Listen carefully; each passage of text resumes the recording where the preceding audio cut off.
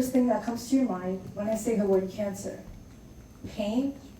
Hospitals? Goodbyes? We've all heard the word before, and for many of us, it's not just a word. It's a memory, a feeling. Maybe you've lost someone that you loved far too soon. Maybe you've watched a family member go through treatments feeling scared, angry, and helpless. And even if you haven't experienced it personally, just hearing the word cancer makes us uncomfortable. Cancer isn't just a disease.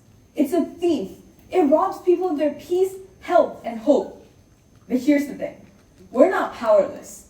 Even though cancer has taken so much from us, we're getting closer to a future where we can take control. Good morning, everyone. My name is Diana Sivrajit, and I'm a freshman at Green Oak High School. Thank you for taking the time out of your day to listen to me speak. Today, I'd like to talk about something that impacts us all and will affect the generations to come: the future of cancer treatment. We've come a long way in fighting this disease, but the real question is, will we ever truly get ahead of it, or will we always be playing catch-up? By 2025, it's estimated that over 2 million people in the US will be diagnosed with cancer. That's 5,600 people every single day.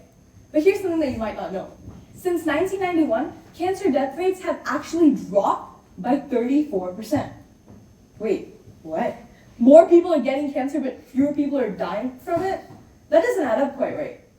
Are we actually winning cancer, or are we just getting better at surviving it? I think to fully understand the future, we must look at the past.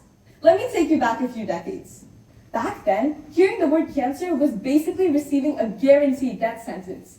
Doctors didn't fully understand cancer, and they didn't have the necessary medicine to fight it. But the treatment options available were also brutal. The only options were radiation, chemotherapy, and surgery. But in the beginning of the 19th century came the big realization that cancer isn't just one disease. It's hundreds. Each type behaves differently, mutates unpredictably, and responds uniquely to treatments.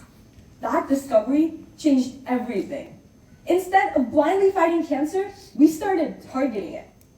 The future of cancer treatment lies in 3 powerful factors: early, precise, and personalized. Early detection is a game changer. Imagine detecting cancer years before any symptoms appear, all through a simple blood test. That's what liquid biopsies do.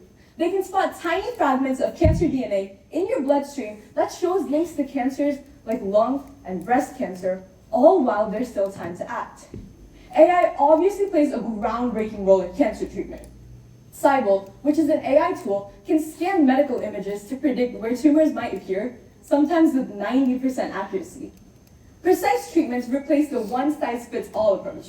With genetic tools, we can now target cancer right at its root. One of the most anticipated tools is CRISPR-Cas9, which is a gene editing technology that acts like tiny scissors to cut out the mutations that cause cancer to grow. This means that we're not just treating the symptoms, we're going after the source. And finally, the most exciting of them all, the future of cancer is designed uniquely for each person. No 2 cancers are alike, and now treatments don't have to be either. Tools like Osiris can speed up radiotherapy planning, cutting down wait times by 60%. At Stanford, researchers are using AI to match patients with medicines that are tailored to their exact cancer subtype. As tumors evolve, doctors can now make adjustments in their treatment plans in real time, staying one step ahead of the disease and not behind it. But here's the thing. As we develop better treatments, cancer adapts too. It mutates, it evolves. And sometimes, the things that make modern life possible, like pollution, processed foods, and even the air we breathe, are carcinogenic. So, is there a future where cancer is curable? Yes. In fact, for some cancers, that future is already here. But will we ever eliminate cancer completely? Probably not. The reality is, cancer isn't your typical virus or disease. It's a mutation. While we may never fully be able to eradicate it, we can outsmart it to a certain level. We can give people a better fighting chance, longer lives, and a future where a cancer diagnosis isn't a moment of fear, but hope.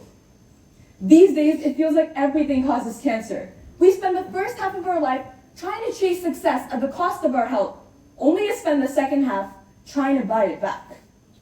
But here's the thing. No treatment, no matter how advanced, can compete with prevention. I've seen how cancer can change a person.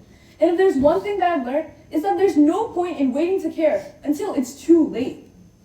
Why are we waiting to care until after it impacts our loved ones? As teens and adults, we often throw around the word cancer without realizing how serious it is. It's time that we stop waiting for that wake-up call. We have to act now. This means choosing water over soda, walking 30 minutes instead of doom scrolling, wearing sunscreen, saying no to tobacco and vapes. Instead, eating more whole foods, getting more sleep, and handling stress in an effective and healthy way that can shield us from getting cancer. These changes don't have to be big and dramatic. They can be small, simple, daily choices that build up over time to defend us. Cancer doesn't wait for us to grow up. The most powerful cure we have right now is prevention, and that starts with the next choice that we make. Thank you for listening.